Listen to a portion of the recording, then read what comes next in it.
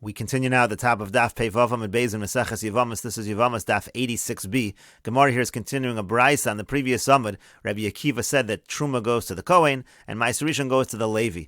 And now Rabbi Elazar ben Azariah says La Kohen. No, when it comes to Ma'aser Rishon also, you give it to the Kohen. The Gemara asks La Kohen velo the Levi. You give Ma'aser Rishon to the Kohen and not to the Levi. That doesn't make sense. So Ema af la Kohen. No, what he means to say is you can even give it to the Kohen. You don't have to give Ma'aser Rishon to the Levi. And the Gemara continues, my time with Rabbi Akiva. What's the reason of Rabbi Akiva that he says that it's only given to the Levi, referring to Ma'aser Rishon? Tichsiv, because the pasuk says Vel haLevim tadaber v'yamarta aleim. It says to the Levim you're going to speak. In other words, it's talking specifically. The pasuk is talking specifically b'Levim kamishto ikra. The pasuk is dealing with Levim, so it implies you're only allowed to give the Ma'aser Rishon to the Levi. V'idach. Now, what is the other opinion? Meaning Rabbi Elazar ben Azariah. What does he say about that pasuk? He answers Kid Rabbi Yoshua ben Levi. He says it follows what Rabbi Yoshua ben Levi said. The Amar Rabbi Yoshua ben Levi, because Rabbi Yoshua ben Levi said be'esrim v'yarba mekomos nikra kohanim levim. There are 24 places where we find that kohanim are referred to as levim. V'zeh echad mehem, and the following is one of those examples. It says v'hakohanim halevim b'nei tzadok. That's a pasuk in Yecheskel. So here you see the kohanim are referred to as levim. So therefore enachinami, the pasuk which talks about Ma'aser Rishon being given to the Levi, it says Levi, but kohanim also are called Levi. But Rabbi Akiva will say back hachal u'matzis amrin. Here you can't say that. You can't say that the word Levi over here refers to the Kohen. Because the pasuk says v'achaltem also b'chol makom. It says you're going to eat it anywhere.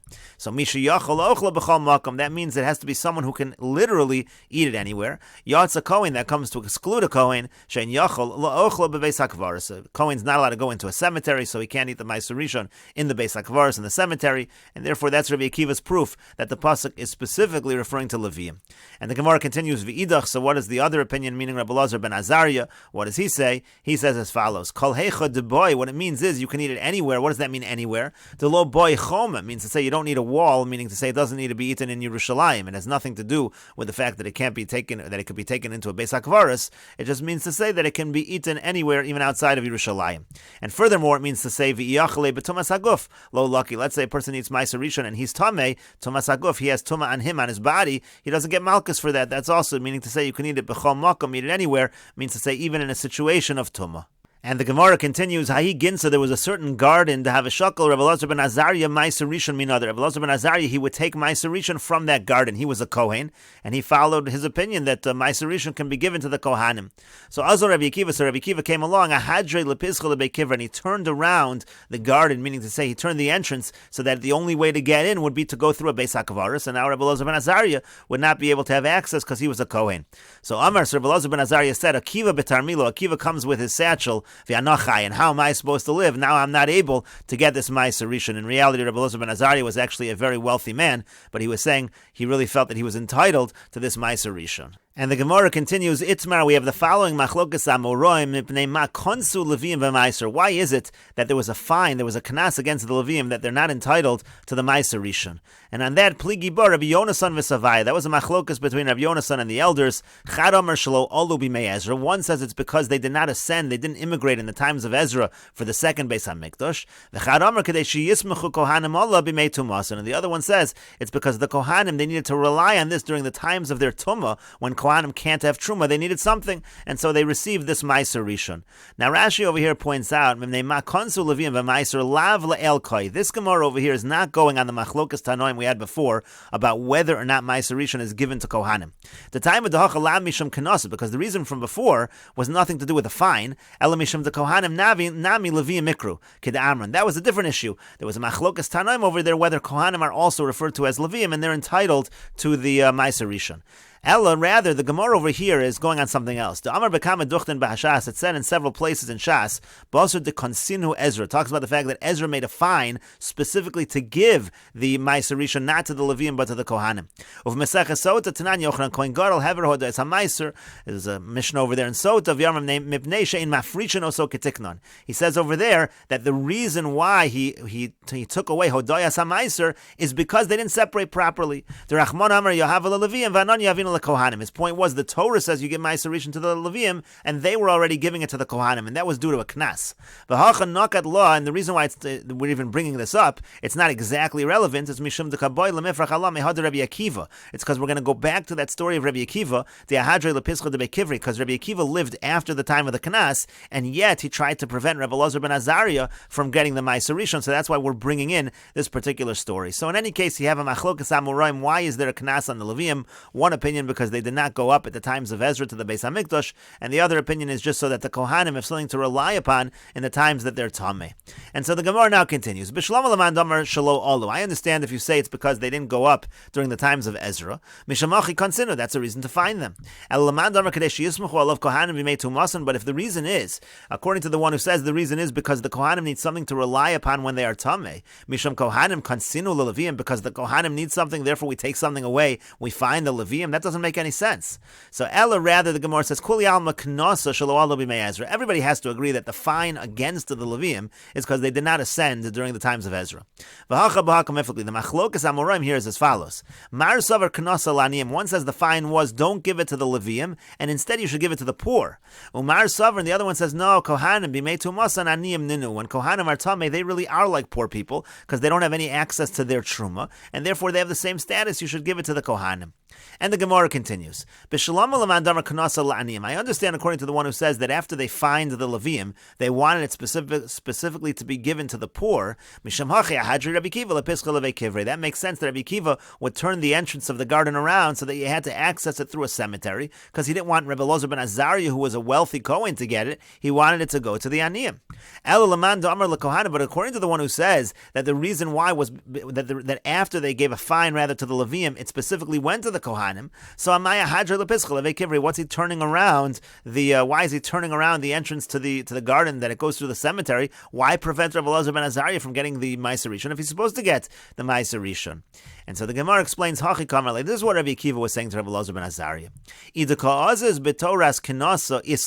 If you're coming because you want to get it because there's a knas, and the knas says that you should get it, that's fine. However, but if you're getting it as though you have a right to this portion, not just because of the knas, so less lach. That already, you don't have a right to it in that sense. In other words, if the reason why you're coming is because of the knas, that would be one thing. But if the reason you're coming is because you think Kohanim are legitimately from the outset entitled, that's already going to be a problem. Rashi over here says, El Rabbi Akiva, my time hadre lamandam or knasa lekohanim kaparach. We're asking on the one who says that it was a knas on the Levium and then it went to the Kohanim specifically. Imisa de takanta lekohanim hava. If that's really true, it was a tikun, it was made for the Kohanim. Rabbi Akiva lepischal lekivri. Would Rabbi Akiva really have turned around the entrance by the cemetery? Nihinami dekra b'Levium ksiv. Even if the pasuk is written by the Levium, according to Rabbi Akiva, miu Rabbi Akiva lebasar to continue Ezra have it. But Rabbi Akiva lived after the times of Ezra, after the fine. So again, he should have allowed him to take the Ma'aser Rishon. And again, the Gemara answers, well, it depends. He was telling him, why are you taking it? If you're taking it because there was this knas,